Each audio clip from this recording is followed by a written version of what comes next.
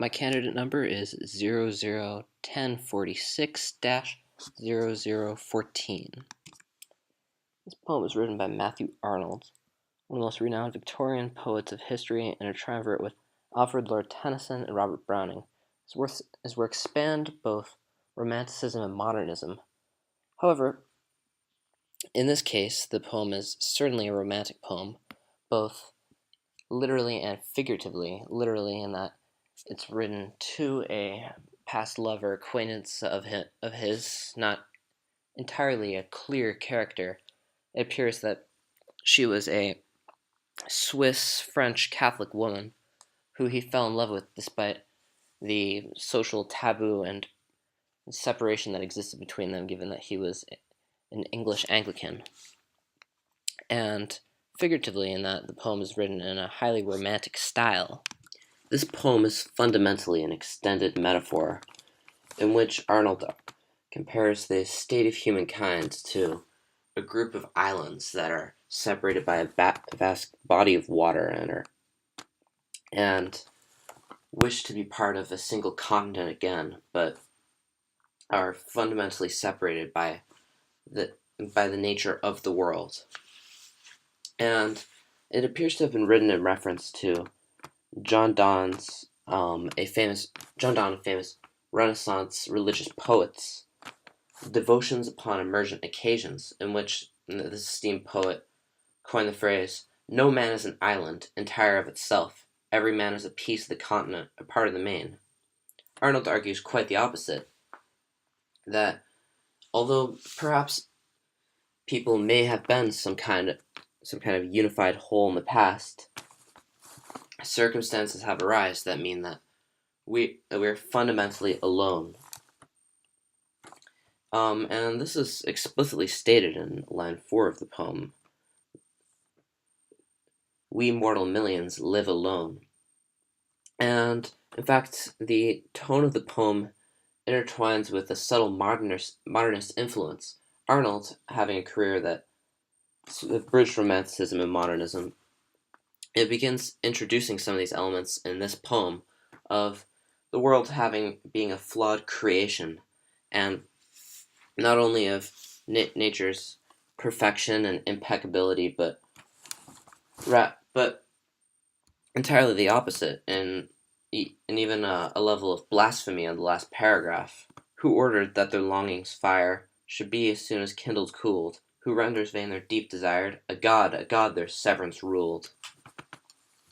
Now, this reference to God and this idea of the imperfection of God's creation is quite different than one of the tenets of Romanticism, which is a positive or reflective personal experience about the sort of unification of man and about being part of a greater world. But rather, Arnold refers to the supernatural and says that although it exists, it's created a flawed world. This idea that the world is fundamentally grotesque and flawed, and that the creation of God is not an improvement from the past lot of mankind, it intertwines with the tone of the poem, which is a sort of mournful resignation. And as can be seen through the use of the poem's structure and language. The poem's structure brings into relief this particular idea of loneliness and Arnold's resigned hopelessness to the lot of mankind, and to the fact that people are atomized and separated from each other by the whims and the nature of the universe. Does that through a heavy use of imagery and through a shift in the rhythm and structure of the poem, while done in a consistent rhyming scheme of A B A B C C, which persists in all 4 stanzas. And as can be seen initially as the very first word is "yes!" in a sea of life eniled. Yes, of course, affirming the following statements into the reader's mind.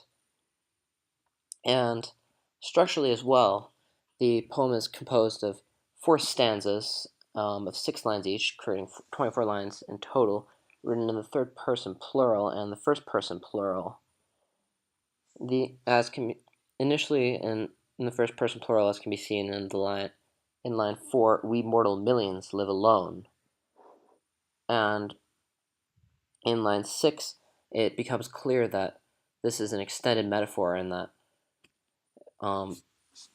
Arnold is anthropomorphizing the islands and using this as a clear way of referring to people through these personification in the phrase, and then their endless bounds they know. The islands feel this particular ambiguity in line 6 is shown throughout the rest of the poem.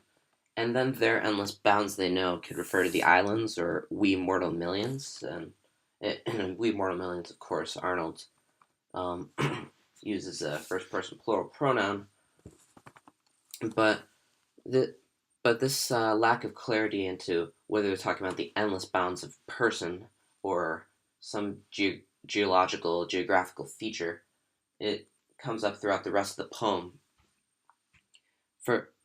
in which only the pronoun they is used, and this allows the juxtaposition of human traits and prescribing human emotions with sensory imagery and natural imagery that is typical of romantic poems. For instance, in line 8, and they are swept with balms of spring, and in their glens on starry nights. And in line 15, for surely once they feel we were parts of a single continent. Now, islands can't feel, of course, so this is another example of anthropomorphization through the use of pronouns. The poem continually shifts emphasis between stanzas and exhibits 3 main shifts in tone that can be seen through the structure, and particularly through the punctuation used in the poem. Initially, the first use of punctuation in order to shift emphasis is in the first word, yes, in the sea of life annihilated. This yes is hearkening to the reader directly, but with an exclamation mark directly asserting the truth of the following statements, but having a lowercase letter immediately following the exclamation mark means that it's not a standalone sentence, but it still maintains a fluidity and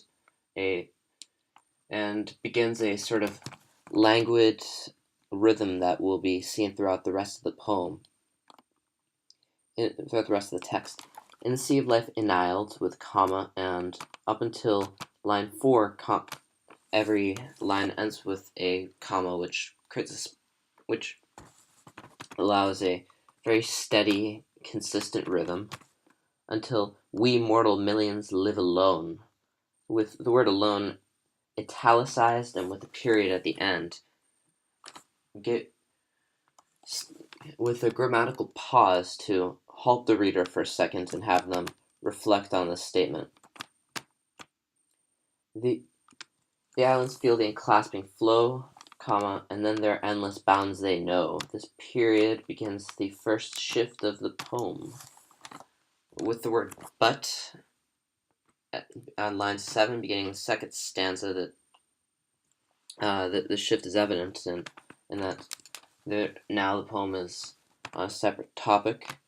When the moon their hollows lights, and they are swept by balms of spring, and in their glens on starry nights.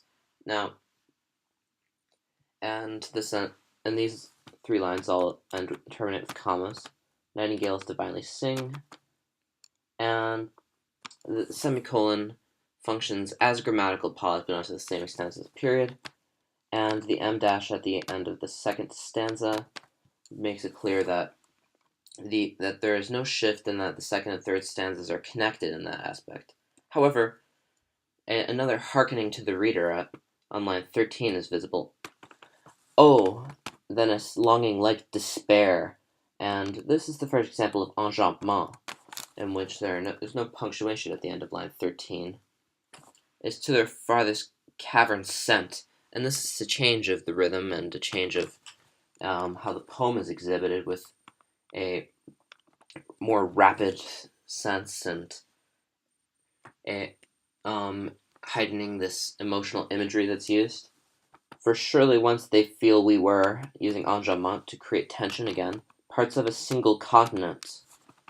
However, despite this enjambment, every single initial letter of a line is done with an uppercase letter, which still has some sense of division. It's not as if a line was simply divided in half arbitrarily. Now round us spreads the watery plain. Oh, might our marges meet again. And this exclamation mark very clearly marks out the next major shift between the third and the fourth stanzas, in which enjambment is then used in line 19 and asks two rhetorical questions in lines 20 and 21, referring again to this idea of God as a creator and the potential flaws of the universe. Who ordered that their longing's fire should be as soon as kindled cooled, who renders vain their deep desire. And after this rhetorical question with question mark, in fact, an M dash produces the next shift to the second half of the fourth stanza, in which these rhetorical questions are answered, terminating the sense of tension that was created by the two rhetorical questions, and returning to the previous languid rhythm and in a more relaxed fashion. A god, their severance ruled. And this is the end of the tension, in which, and bade betwixt their shores to be, example of enjambment, the unplumbed salt is strangling sea, ending with a period. The last line functioning almost as a punchline, the very termination of the tension that was built up throughout the poem.